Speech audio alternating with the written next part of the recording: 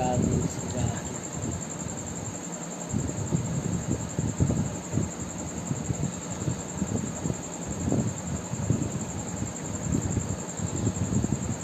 আমাদের ধরেই সেই সনাতন শিক্ষা প্রসঙ্গ চলছে, তো মধ্যে মধ্যে এই রথযাত্রা, গুরু পূর্ণিমা,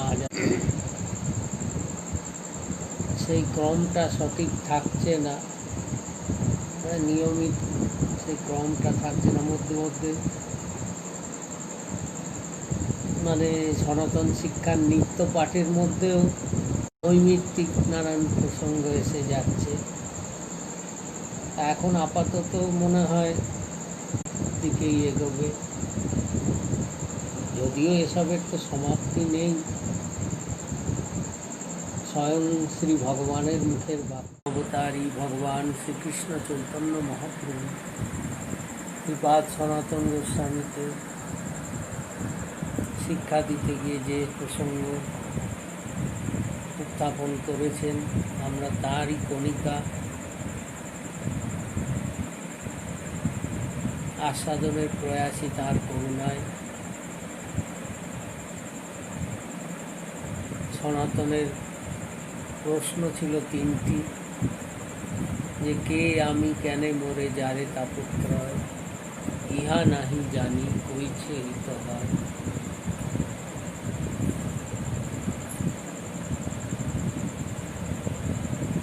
তো এর উত্তর দিতে গিয়ে মহাপ্রভু বললেন, বেদ শাস্ত্রে কহে সম্বন্ধ অভিধেয় প্রয়োজন, কৃষ্ণ কৃষ্ণ ভক্তি প্রেম মহাধন। হ্যাঁ, যে বেদ শাস্ত্রে তিন তত্ত্বের কথা বর্ণনা আছে, সম্বন্ধ অভিধেয় প্রয়োজন।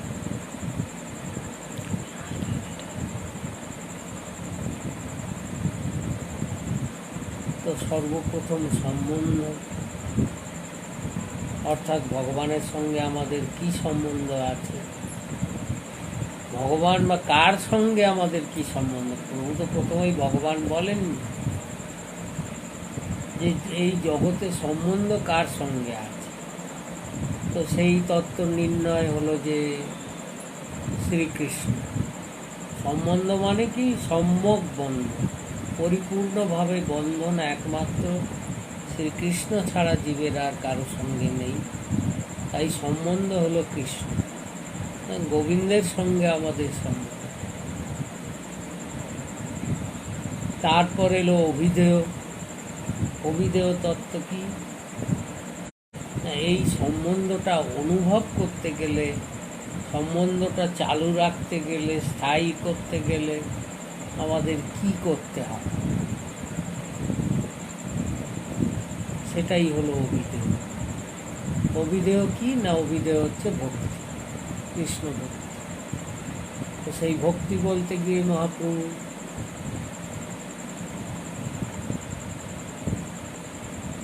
চৌষট্টি ভক্তি অঙ্গের কথা বলেছেন, তারপর পঞ্চাঙ্গ ভক্তির কথা বলেছেন, যে এইসবভাবে এই সম্বন্ধ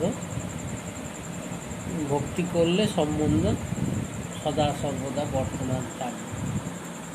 তারপর আসছে প্রয়োজন তত্ত্ব, যে এই যে আমরা ভক্তি করব, সম্বন্ধ মানব, ভক্তি করব, এর ফলে আমাদের কি লাভ হবে, কি আমরা চাই, কি আমাদের প্রয়োজন।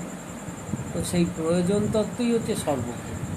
তো সেই প্রয়োজনকে বলতে গিয়েই মহাপ্রভু এর আগে এত কথা বললেন, কারণ তিনি নিজেই কিন্তু সম্বন্ধ, অভিধেয়, প্রয়োজন, যা তত্ত্ব বলো সব তত্ত্ব তিনি নিজে। অদ্বয় জ্ঞান ও তত্ত্ব ব্রজে ব্রজেন্দ্র নন্দন। তো সেই ব্রজেন্দ্র নন্দনই শচীনন্দন। তো সুতরাং তিনি নিজেই সেই তত্ত্ব সব। তো তিনি নিজে শ্রীমুখে যখন যা বলেছেন তার আনুগত্যে আমরা শ্রবণ করছি। তো বললেন যে এর প্রয়োজন কি? প্রয়োজন হচ্ছে প্রেম। ভগবান প্রয়োজন না, ভগবানকে পেলে আমাদের কোনো উপকার হবে। আসল দরকার প্রেম। প্রেম যদি না থাকে তো ভগবান সামনে বসে থাকলেও কোনো উপকার নেই, তাকে দেখেও কেউ চিনতেও পারবে না। তার থেকে যে দিব্য আনন্দ লাভ, যেটা আমাদের লক্ষ্য, যে চির শান্তি, চির আনন্দ, সেই বস্তু লাভ হবে। তাহলে তার জন্য দরকার প্রেম। তো সে প্রেম লাভ জীব কি করে করবে? সেখানেও মহাপ্রভু প্রথমেই বললেন, নিত্যসিদ্ধ কৃষ্ণ প্রেম সাধ্য প্রভু নয়। এই কৃষ্ণ প্রেম প্রতিটি জীবের অন্তরেই আছে নিত্যসিদ্ধ রূপে। এটা যে পেতে হবে তা নয়, এটা আছে, নতুন কোনো জিনিস নয়, সবার ভেতরে ভরা আছে। তাহলে শ্রবণাদি শুদ্ধ চিত্তে করাই। কিন্তু এই কৃষ্ণ প্রেম সবার মধ্যেই আছে, কিন্তু শুনতে শুনতে তবে জাগ্রত। তো কিভাবে শুনতে হবে, কিভাবে করতে হবে, কিভাবে এই প্রেমের পথে আমরা এগোতে পারবো? আমাদের উপাসনাই প্রেমে, আমাদের উপাস্য তত্ত্বই প্রেম। তো সেই প্রেমের পথে আমরা কি করে চলব? তো প্রথমে বললেন, প্রথমে পন্থা দেখালেন আদৌ শ্রদ্ধা। প্রথমে শ্রদ্ধা দরকার, তারপর সাধুসঙ্গ, তারপর ভজন ক্রিয়া, অনর্থ নিবৃত্তি, নিষ্ঠা, রুচি, আসক্তি, প্রেম, ভাব। ভাব, প্রেম, এইভাবে আমাদের প্রথমে এগোতে হবে। মানে প্রথমে সাধুসঙ্গ করতে হবে, করতে করতে ভজন ক্রিয়া আসবে। ভজন ক্রিয়া হলে অনর্থ নিবৃত্তি হবে, অনর্থ নিবৃত্তি হলে তারপর হবে নিষ্ঠা, তারপর রুচি, তারপর আসক্তি, তারপর ভাব, তারপর প্রেম।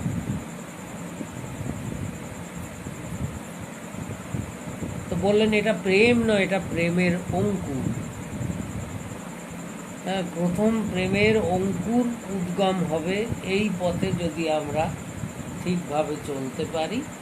এক এক করে, মানে ক্রমটা মহাপ্রভু দেখিয়ে দিয়েছে যে কিভাবে একের পর এক আসতে থাকে।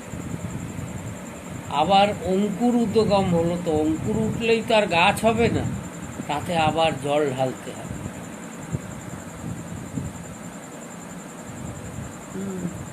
কিভাবে জল ঢালতে হবে? মানে অঙ্কুর উদ্গম হলে, যার মধ্যে প্রেমের অঙ্কুর উদিত হয়েছে, তাকে কার হয়েছে না, তখন বুঝতে হবে লক্ষণে যে প্রথম খান্তি, অব্যর্থকাল অর্থ, তার মধ্যে এক একটা গুণ আসবে। কোনো ক্ষোভ তার মধ্যে থাকবে না, একটা মুহূর্ত সে ব্যর্থ যেতে দেবে না। তারপর বিরক্তি, জাগতিক বস্তুর প্রতি বিরক্তি, মান ও শূন্যতা, আশাবন্ধ সমুৎকণ্ঠা, সদা নাম গানে রুচি। মনে তার সুদৃঢ় আশা থাকবে যে আমি কৃষ্ণকে পাবই পাবো, আমি দিব্য প্রেম লাভ আমি করবই করব। গুরু যখন কৃপা করেছেন, তো গোবিন্দ কৃপাও আমার হবেই হবে, এই আশাবন্ধ থাকবে। আর সমুৎকণ্ঠা, সর্বদা ব্যাকুল হয়ে থাকবে, সর্বদা আকুল হয়ে থাকবে যে কবে আবার মিলন হবে সেই প্রিয়তমের সঙ্গে। আশাবন্ধ সমুৎকণ্ঠা, সদা নাম গানে রুচি, প্রতিনিয়ত ইচ্ছা করবে সেই তার নাম কীর্তন করার।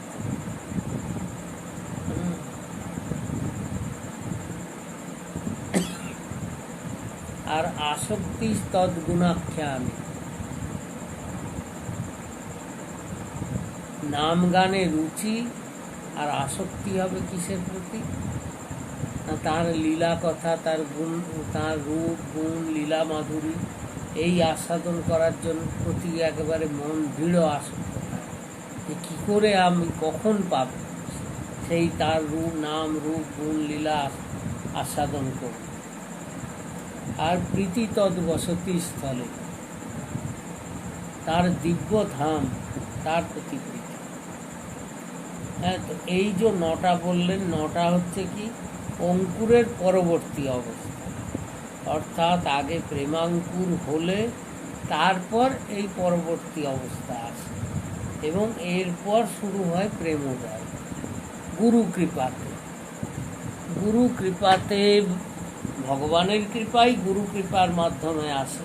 গুরুর তো কোনো নিজস্ব সম্পত্তি নেই, তার পারিবারিক সম্পত্তিও নয়। ভগবানের করুণার দান। ভগবান গুরুকে অধিকার দেন যোগ্য জীবকে অর্পণ করার জন্যে, তাই তখন গুরুর দ্বারা এরপর প্রেমোদয় হয়। তো সেই প্রেমোদয় হতে গেলে তারও আবার স্তর ভেদ আছে। তার আবার 7টা স্তর আছে। কি না, স্নেহ, মান, প্রণয়, রাগ, অনুরাগ, ভাব, মহাভাব, এই 7টা স্তর প্রেমে।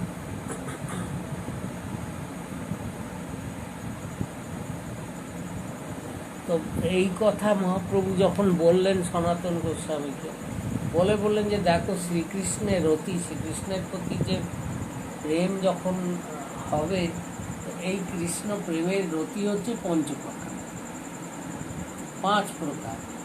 কি না, শান্ত, দাস্য, সখ্য, বাৎসল্য, মধু, এই পঞ্চরস। তো পঞ্চরসের অধিকার অনুযায়ী যার যে রসে রুচি তিনি সেই রসে, শান্ত রস যাদের হবে, যারা শান্ত রসের উপাসক, অর্থাৎ শান্তভাবে ভগবানকে শান্ত স্বরূপে উপাসনা করে। শান্ত রসে হলে কি জীব শান্ত হয়ে যাবে, এবং তার উপাস্য কিন্তু সোজাসুজি শ্রীকৃষ্ণ হন। শান্তরসে ব্রজলীলায় দেখা যায় একজনই শান্তরসের ভক্ত ছিল, সে হলো কালীয়নাথ। তার মধ্যে শান্তরস ছিল। শান্তরসে হয় কি, শান্তাকার, শান্তাকারম ভুজগ শয়নম পদ্মনাভম সুরেশ। তো শান্তাকার ঠাকুরও তো ভুজগ শয়নম, তাই ভুজগ, কালীয় ভুজগই তার উপাসনা করেছে ব্রজে। এছাড়া আর শান্তরসের ভক্ত ব্রজলীলাতে কেউ নেই। এবং তার দৌড়, শান্তরসে যদি প্রেম হয় ভগবানের প্রতি, কালীয়নাগের মধ্যেও শান্তরস এলো কখন, যখন তা পরিপূর্ণ সে শরণাগত হলো, সব বিষ বেরিয়ে গেল, তখন সে শান্তরসের উপাসক। ভগবান তাকে শান্ত করেই দিলেন এবং বললেন ব্রজ ছেড়ে চলে যাও, ব্রজ ছেড়ে রমণদ্বীপে যাও। ব্রজে কিন্তু রাখলেন না। তো শান্তরসের অধিকার হচ্ছে শান্ত রতি পর্যন্ত, এর উপর আর শান্তরস যেতে পারে।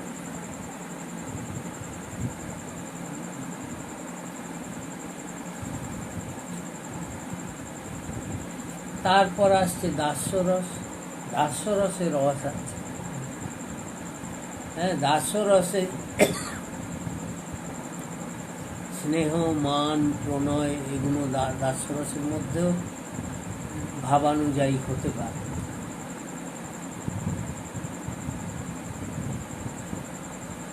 কিন্তু দাস্যরসে ওই স্নেহ, মান, প্রণয়, রাগ অবধি দাস্যরসে পৌঁছাতে পারে, তার উপর আছে রাগ পর্যন্ত দাস্যরসে। তারপর আসছে সখ্যরস। সখ্যরসে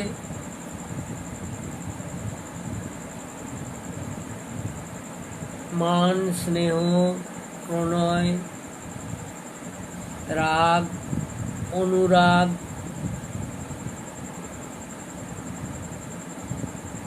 অনুরাগ পর্যন্ত সখ্যরসে চলে যাচ্ছে। তারপর আসছে বাৎসল্য রস। বাৎসল্য রসে শান্ত, মানে স্নেহ, মান, প্রণয়, রাগ, অনুরাগ, ভাব, ভাব পর্যন্ত বাৎসল্য রসে পৌঁছাতে পারে। আর সর্বোপরি তত্ত্ব হচ্ছে, মানে পঞ্চরসের মধ্যে সর্বোপরি রস, সর্বোৎকৃষ্ট রস হচ্ছে মধুর রস। তো মধুর রসে জীব, এ তো যারা ভগবৎ পার্ষদ তাদের কথা তো আলাদা। সাধারণ জীবও যদি সাধন করে সেই পর্যায়ে গুরু কৃপাকে পৌঁছাতে পারে, তো সে ভাবের স্তর অতিক্রম করে মহাভাব পর্যন্ত মধুর রসের অধিকার। তো সাধারণ জীবও মহাভাব স্তর অব্দি পৌঁছে যেতে পারে। যেখানে বলেছেন চৈতন্য চরিতামৃতেই আচার্য বলেছেন যে প্রেমের সার ভাব, ভাবের সার মহাভাব, আর সেই মহাভাব স্বরূপাসী রাধা ঠাকুরানী। তো রাধা ঠাকুরানী হচ্ছেন মহাভাব স্বরূপিণী। তো সাধারণ জীবও সাধন বলে মহাভাব পর্যন্ত পৌঁছতে পারে, কিন্তু মহাভাবেরও পরবর্তী পর্যায়ে আছে যেখানে রাধা রানীর বিশেষত্ব আছে, জীব সেখানে কোনোদিন পৌঁছাতে পারে। তো মহাভাবের মধ্যেও দুরকম আছে, রূঢ় মহাভাব, অধিরূঢ় মহাভাব। তো দ্বারকার যারা কান্তাগণ, ভগবতী, মহালক্ষ্মী, সীতা, রুক্মিণী, এইসব ঠাকুরানীরাও মহাভাব পর্যায়ে পৌঁছাতে পারেন, কিন্তু ওই রূঢ় মহাভাব অধিরূঢ় মহাভাব অবধি তারা পৌঁছাতে পারে। আর অধিরূঢ় মহাভাব কেবলমাত্র ব্রজগোপীজনেরই অধিকার আছে, এবং ব্রজগোপীজনের মধ্যেও অধিরূঢ় মহাভাবেরও পরবর্তী পর্যায়ে হচ্ছে আর দুটি আছে, মদনাক্ষ মহাভাব আর মাদনাক্ষ মহাভাব। তো গোবিন্দের মধ্যে মদনাক্ষ মহাভাব আছে, কিন্তু মদনাক্ষ মহাভাবের পরবর্তী পর্যায়ে হচ্ছে মাদনাক্ষ মহাভাব। এইটি রাধারানীর নিজস্ব সম্পদ। এই মাদনাক্ষ মহাভাব স্বয়ং গোবিন্দের যিনি পরব্রহ্ম পরমেশ্বর, তার মধ্যেও এই মাদনাক্ষ মহাভাব নেই। এবং এই মাদনাক্ষ মহাভাব যেটা একমাত্র অধিকারিণী হচ্ছেন রাধারানী। এবং অনন্ত কোটি ব্রহ্মাণ্ডে অনন্ত কোটি দেব দেবী, যে যা কিছু আর যত শক্তিগণ আছেন ভগবানের অন্তরঙ্গা শক্তির মধ্যেও লাদিনী, সন্ধিনী, সম্বিত, যত শক্তি, কোনো শক্তির মধ্যে এই মাদনাক্ষ মহাভাব নেই। যে মাদনাক্ষ মহাভাব হচ্ছে সর্বোপরি তত্ত্ব, এবং এই মাদনাক্ষ মহাভাবের অধীশ্বরী হচ্ছে রাধা। স্বয়ং গোবিন্দের মধ্যেও এই বস্তু, এবং গোবিন্দ যে মাদনাক্ষ মহাভাব আস্বাদনের জন্য লালায়িত থাকেন, তিনি সদাই ব্যাকুল থাকেন যে যদি রাধারানীর ওই মাদনাক্ষ মহাভাব আমি পাই। এবং সেই মাদনাক্ষ মহাভাব আস্বাদনের জন্যেই প্রার্থনাতেই গোবিন্দ রাধারানীর চরণের সেবা করেন। অর্থাৎ স্বয়ং ভগবান তিনি কখনো কোনো শক্তির চরণ স্পর্শ তিনি করেন না। রামচন্দ্র সীতাদেবীর চরণ স্পর্শ করেন না, নারায়ণ কখনো লক্ষ্মীর চরণ স্পর্শ করেন না, দ্বারকাধীশ রুক্মিণীর চরণে শরণ নেন না, কিন্তু রাধারানীর এই বৈশিষ্ট্যের জন্যে স্বয়ং ভগবানও রাধারানীর দাসানুদাস হয়ে আছে। তো আমাদের পরম্পরাতে যে যুগল উপাসনা, রাধাকৃষ্ণ যুগলের যে উপাসনা, তার মধ্যে আমাদের কি প্রধান হচ্ছে রাধা তত্ত্ব। আমাদের রাধারানী মহাপ্রভুর অবদানই এইটা। মহাপ্রভু জীব যেখানে কখনো পৌঁছাতে পারত না, আরে বহুনা জন্ম নামন্তে জ্ঞানবান মাং প্রপদ্যতে বাসুদেব সর্বমিতি সমাত্মা সুদুর্লভ। গীতাতে ভগবান বলেছেন যে বহু জন্ম ঘুরতে ঘুরতে জীবের ভগবানের প্রতি মতি হয়, সে বুঝতে পারে ভগবানের স্বরূপ, এবং সে সর্বভূতে কৃষ্ণ দেখে, শ্যামময় জগৎ দেখে। কিন্তু এরকম মহাপুরুষ দুর্লভ, সুদুর্লভ, শুধু দুর্লভ নয়, সব মহাত্মা সুদুর্লভ, যার সর্বত্র স্থাবর জঙ্গম দেখে না দেখে তার মূর্তি, সর্বত্র হয় তার ইষ্টদেব স্ফূর্তি। এই দুর্লভ। কিন্তু এর চেয়েও দুর্লভ হচ্ছে রাধারানীর আশ্রয়,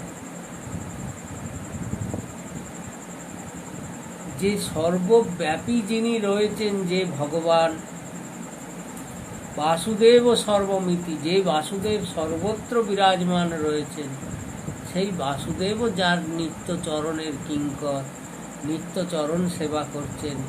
তো সেই রাধা তত্ত্বটা কি বস্তু, মাদনাক্ষ মহাভাববতী রাধারানী কি বস্তু, তার উপাসনা, যার উপাসনা স্বয়ং ভগবান করছেন, আর কেউ করছে না, ভগবান। তো সেই উপাসনাই স্বয়ং ভগবান রাধারানীর ভাবকান্তি চুরি করে নিজে রাধা সেজে এসে, স্বয়ং শ্যাম সুন্দর হয়েও রাধা সেজে এসে জগৎজীবকে প্রদান করেছেন রাধা ভক্তি।